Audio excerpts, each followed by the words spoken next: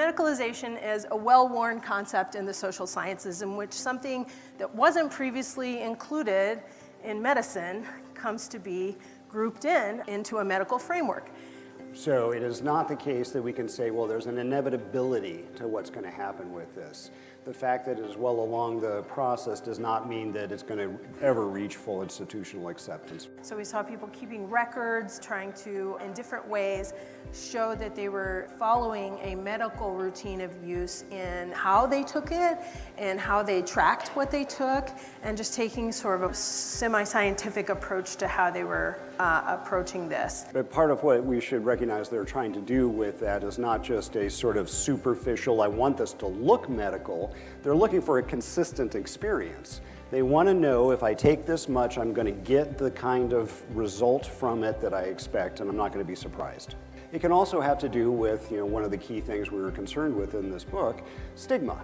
And if you're using cannabis in a normative way, in terms of recreational use, then how are you distinguishing your use as medical? But also the type of medical condition had a lot to do with routines of use. How can you help patients know that they can discuss this topic? And how can you help to legitimize new norms?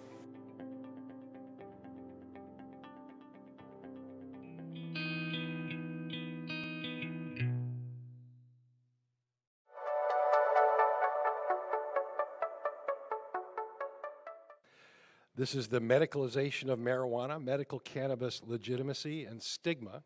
And our speaker is Michelle Newhart, PhD. Michelle is the co-author of the book, The Medicalization of Marijuana Legitimacy, Stigma, and the Patient Experience, a sociological study that examines the transition of cannabis into medicine in the U.S. through the experiences of midlife patients in Colorado. That's our first co-speaker is Michelle Newhart. She will be joined by her husband, of a different name, William Dolphin, M.A., and William is the co-author of the book, as mentioned, The Medicalization of Marijuana Legitimacy. And these two fine people have joined us today and will be your next presenters. So Mr. Dolphin and Dr. Newhart, please come on up.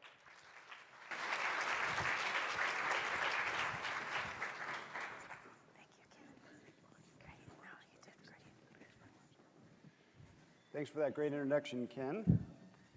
Yes, we have the book with us. You can find it out on the table with Michael, and we'll be speaking at the reception later this evening. So I'm Michelle Newhart. I am a sociologist. I've basically spent about half of my adult life getting my education in sociology and working in sociology, and the other half in publishing. And back in 1999, I answered an ad in a paper, and I ended up working for one of the most prominent cannabis authors in the US for a number of years. And that's actually where I met William, who also worked on books for the same publisher. And many years later, we got married. But so we are both co-authors and also a couple. And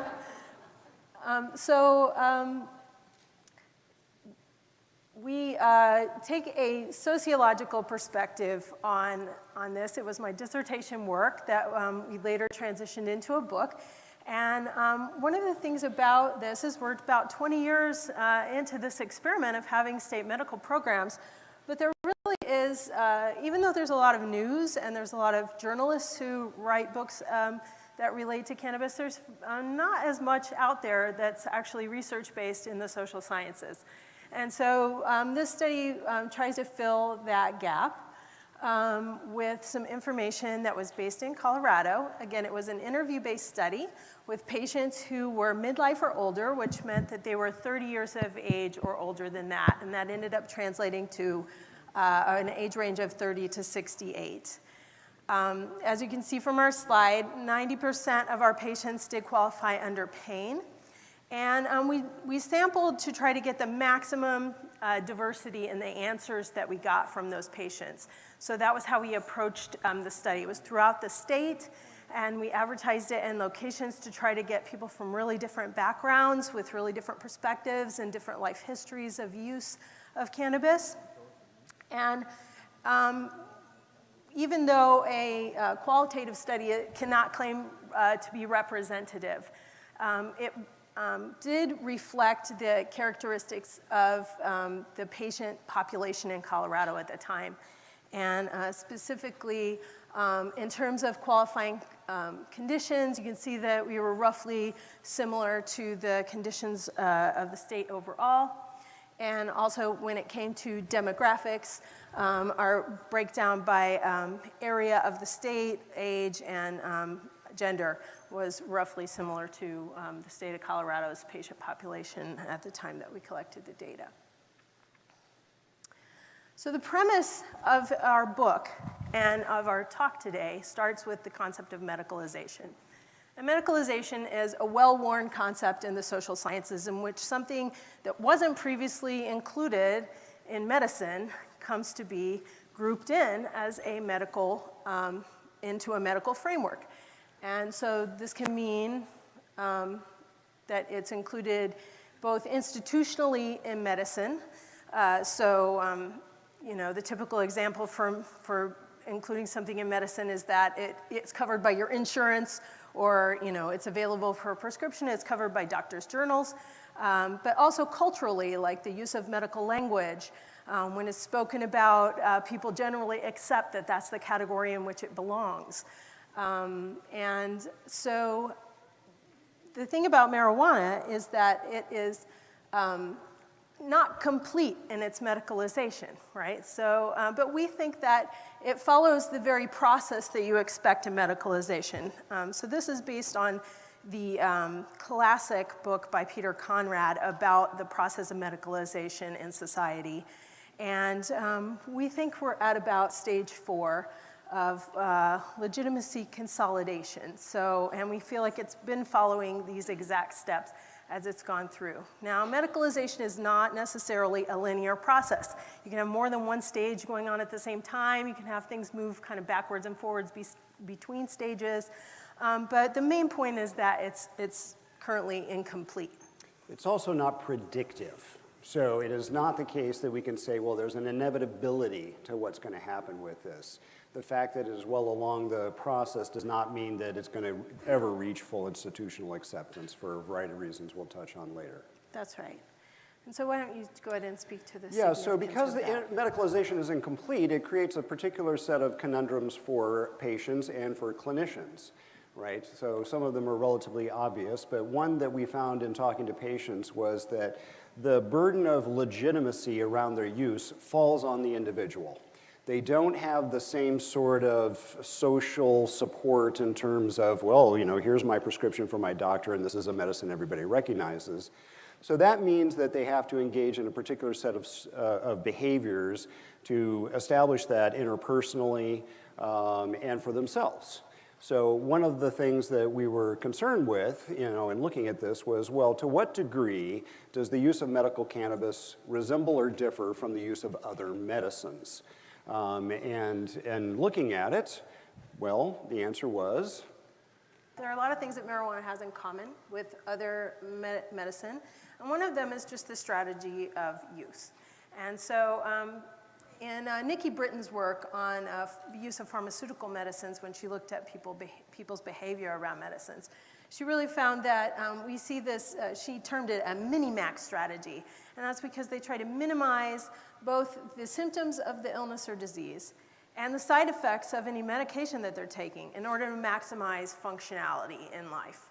So this is the strategy that people use with pharmaceuticals often, and then we also see that they use those same strategies if they're using cannabis as medicine. And as you probably are aware, with pharmaceuticals, that's the patient who takes the prescribed dose and cuts it in half because they're concerned about the side effects and they're trying to minimize it. And one thing that's important to note in relation to medical cannabis is this is a distinct difference from non-medical use. Maximizing function is rarely the goal of non-medical use of cannabis. So some of the more unique strategies, though, that we see that relate to cannabis has to do with its unique flexibility and the role of subjectivity in deciding how much you need to take and when. And so we found people had different strategies around trying to figure out their dosage and setting their routines of use. But that ultimately part of the medical piece of it is judging it based on medical criteria. So we saw people keeping records, trying to, in different ways, show that they were following a medical routine of use in how they took it and how they tracked what they took, and just taking sort of a more semi-scientific approach to how they were approaching this.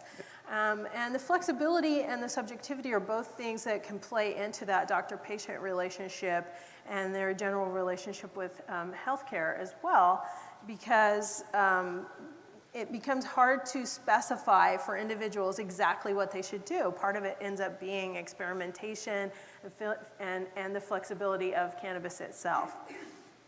But part of what we should recognize they're trying to do with that is not just a sort of superficial, I want this to look medical. They're looking for a consistent experience. They want to know if I take this much, I'm going to get the kind of result from it that I expect, and I'm not going to be surprised. So within the people that we spoke with, and we had 40 people in our sample, we found that about 2/3 of them used inhalation methods as their primary method. And they cited a lot of reasons that we've probably already heard about today, in the sense of gives you the quickest feedback and lets you adjust your dose most flexibly. But we also found that about 1/3 of people relied primarily on edibles. And these did not just depend on medical criteria, but they also were based on things like cost.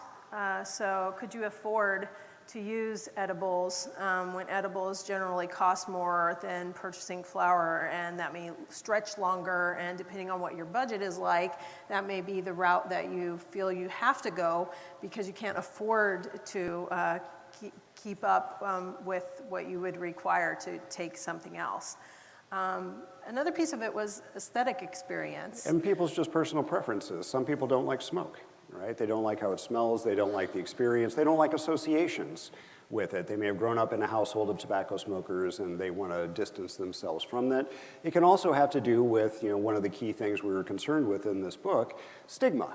And if you're using cannabis in a normative way, in terms of recreational use, then how are you distinguishing your use as medical? Using it in a capsule form, using it in an edible form, looks different than smoking a joint, obviously, and it can help people separate themselves in terms of their behaviors.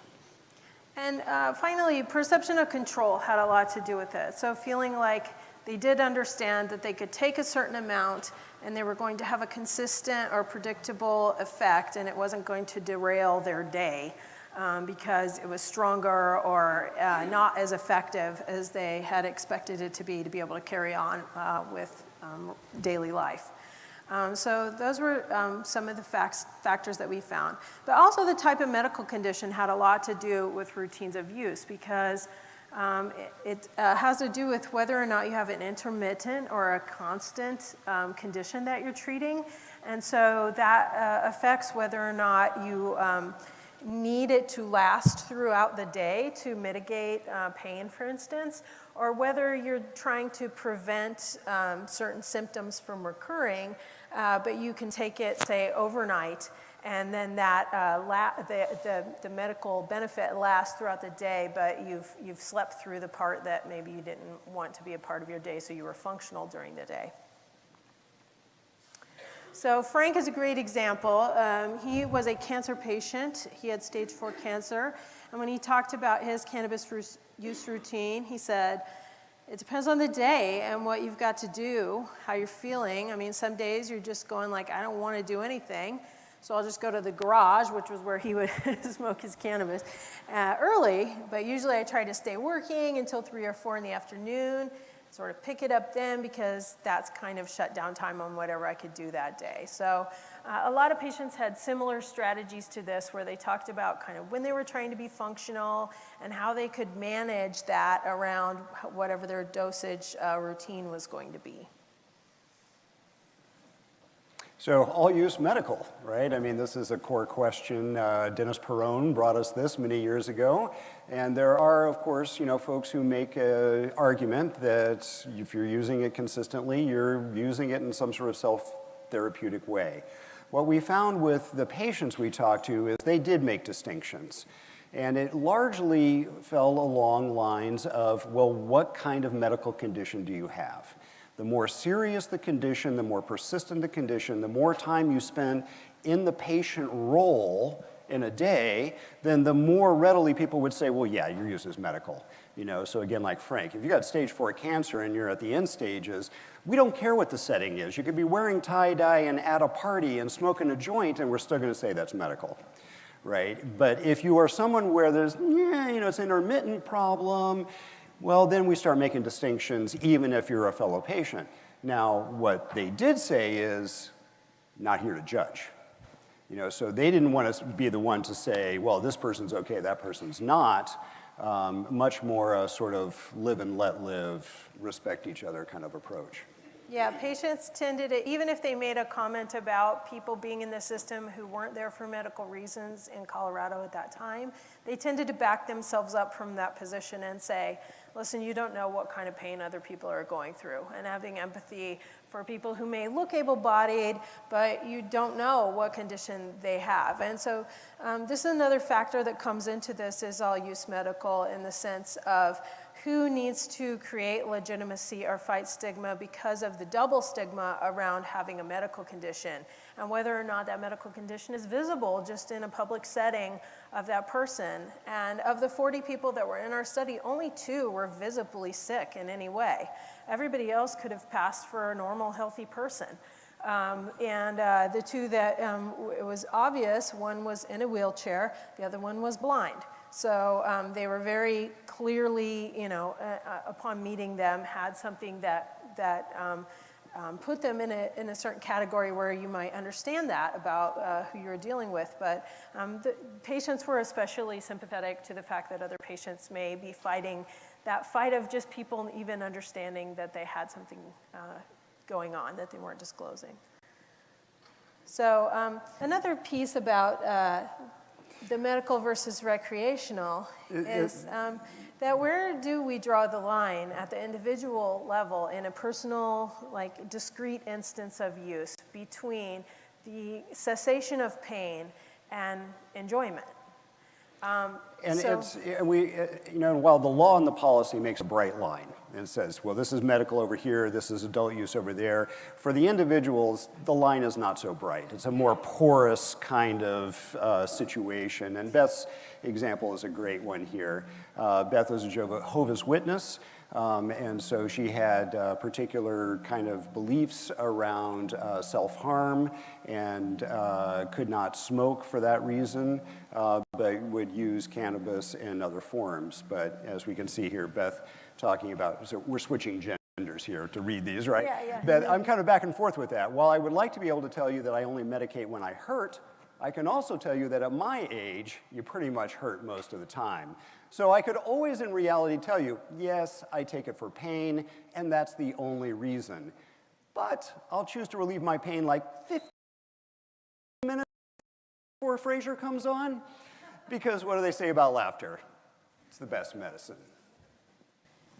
So, and similarly, Mike was sort of more pointed about that. He was a long-time HIV patient who had been on many experimental treatments related to his HIV and had been living with that for a long time. So he'd been on all kinds of different use routines. But when I asked him about this question of is all use medical, or when is medical use and when is recreational use, he said, I don't know. I really don't know, because I use it all the time. I don't know. If you're using it to expand your mood and the doctor would have you on mood enhancers anyway, am I using it medicinally or recreationally? And so I think we just get to the patient perspective here a little bit on that porousness between these two things. And one of the things that we talk about in the book is whether or not it's meaningful to try to bring this distinction down to the individual level, or whether this really is an institutional distinction that needs to be, institutions make this distinction to set rules differently, but at the individual level, that starts falling apart a little bit. And that kind of fits in with our next point here, which is just that patients are using different logic than people who are working in institutions. Institutions have a certain logic to them, and the way sociology talks about this is they call it the system versus the life world. And so life world is sort of your everyday life, your family life, where you have common sense, concerns about your everyday holistic concerns about your life and your quality of life. And systems tend to be more compartmentalized. They're dealing with one aspect of your life, and they may have mission statements and goals and things that they're measuring, all objectives. They approach things in this light. And so the way a system views success in a medical setting can be quite different than how somebody views success in a more holistic sense in the life world. And what counts as evidence is radically different, too. In the life world, people are not concerned with phase 3 clinical trials, right? They're concerned with what their cousin told them about how it helped them, right? And so where patients universally got their information was not so much from the doctor, was not from medical journals, it was from a family member or a friend, an acquaintance who came to them and said, look, I can see you're suffering, I have a solution. Go try this. And that's the avenue by which they come to it. And the decision-making they come to around their use routine, similarly, not guided so much by the doctor's directives as it is by, well, again, the mini-max strategy, what's going to help me function maximally here, regardless of what my doctor had to say about it. So part of that life world thing is about, our book title was Legitimacy, Stigma, and the Patient Experience. And so part of this life world piece has to do with the logic that you use to build legitimacy as well. And so what we find is that there's not only just not an authority right now that can provide us with guidance that everybody can kind of follow. There's actually competing authority right now when it comes to marijuana, and then partly that's because of this incomplete medicalization. Do you trust that your doctor has accurate information and is up to date on this stuff? Do you trust the government's, federal government statements about how marijuana is medical or not medical?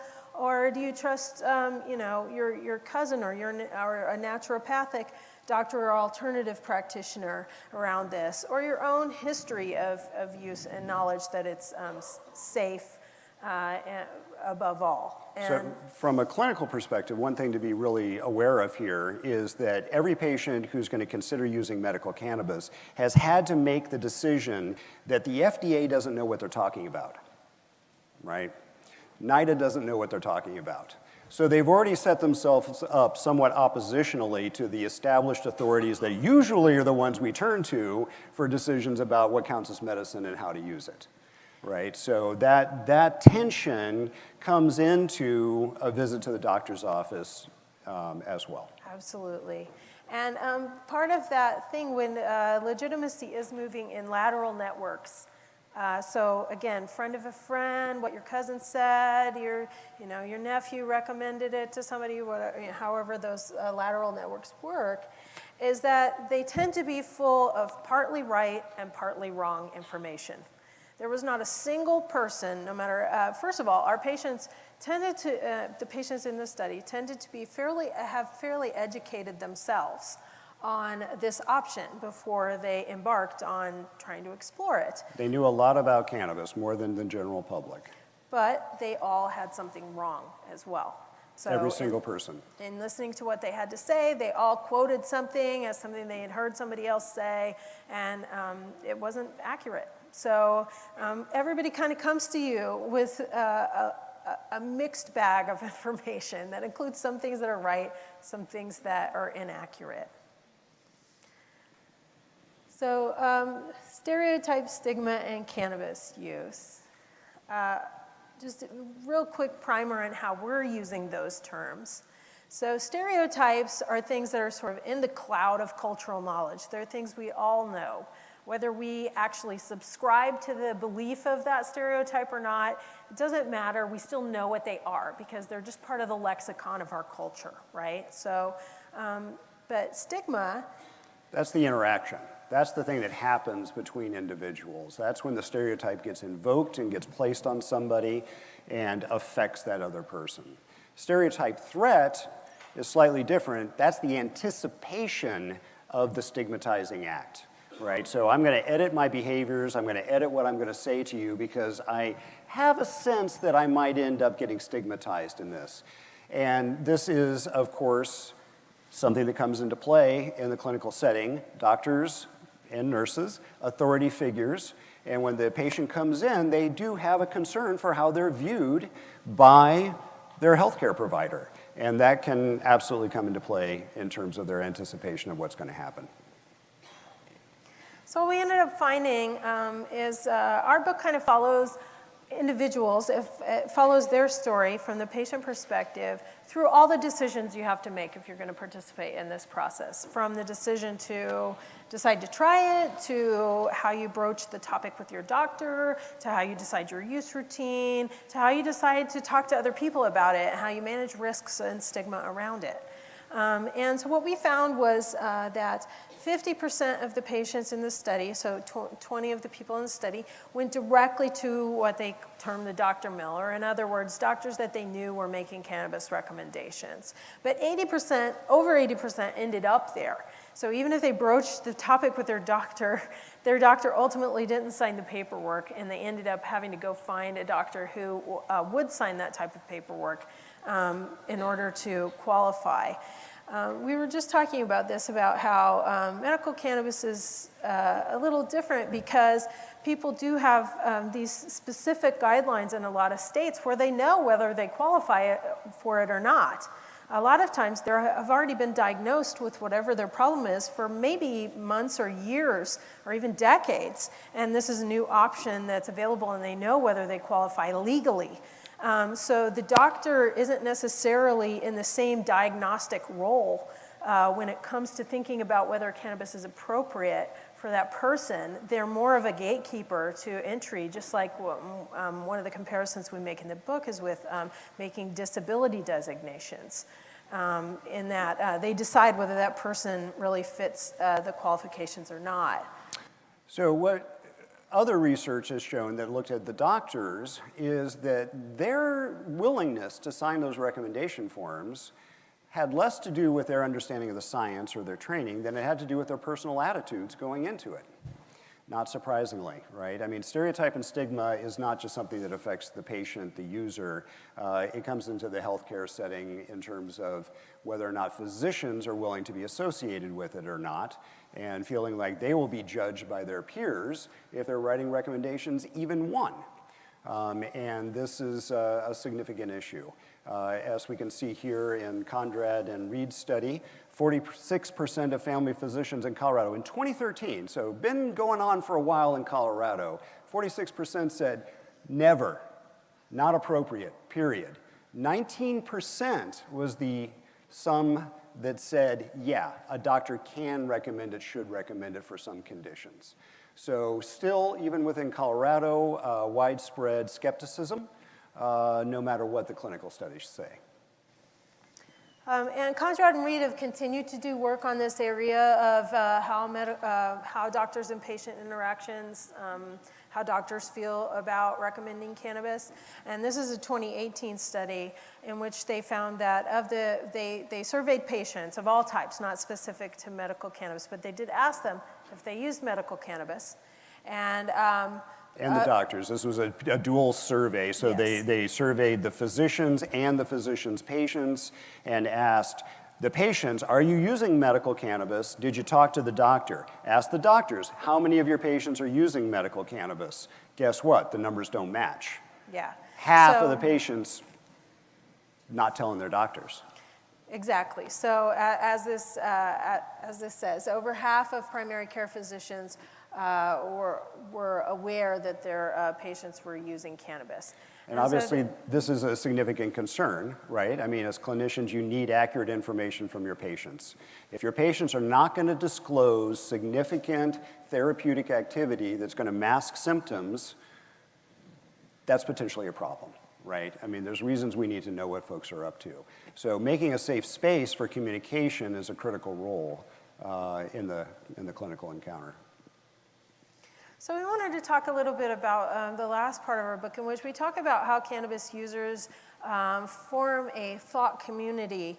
And by that, what we really mean is it's not quite as significant as being an advocate, but it's knowing that you're a part of a community. Maybe you participate in it online, or you know other people who are a member of that community, and they tend to kind of be more loosely associated than a social movement. But it's a group that shares cultural values and may have a similar group style in how they present themselves, rhetorically, the language that they choose and how they communicate about that particular choice. And because we know patients are surrounded with a lot of practical risks, including things like employment, well, all kinds of things. Loss of Yeah. professional licensure, loss of parental rights, loss of employment, loss of housing, loss of public benefits, loss of access to student loans. Some states have enshrined a certain amount of civil protections, but many do not, and of course there's zero protection on the federal level. So, the threats are quite real, and people are wise to be cautious. Yes, and then in addition to those very practical risks, there's more of like image concerns about stigma that you may be experience, either that may cause tension in your relationship with your healthcare practitioners, or that may cause tension with others. And so what we found was there were a couple of ways that everybody had in common, that was kind of a common rhetoric around how to talk about these things.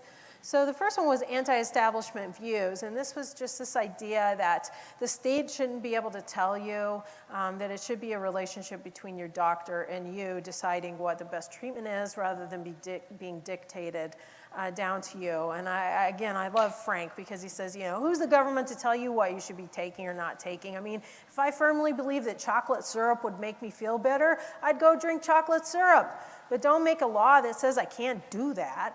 So, Gary's similarly, just, why does the state have to be somebody's nanny? I mean, this idea that, we're looking at adults here. And I think this is a part of the stigma that surrounds cannabis, in that cannabis use has been stigmatized as something that adolescents, we're particularly concerned with adolescents, and this idea of sort of not treating people like adults within this environment, because we've been so concerned about adolescent use. Another piece that we saw was specifically rights to one's body. So this is kind of an application of the first one in a sense, but it's just that I have the right to my own body. I'm sovereign over my own body. Nobody else should be able to decide what I can do with that in private. This ties really well to the idea of anti-establishment as well. So defending against the system, I mean, again, this kind of goes to this life-world system sort of distinction as well. And part of what patients identified concern with was pharmaceuticalization of cannabis.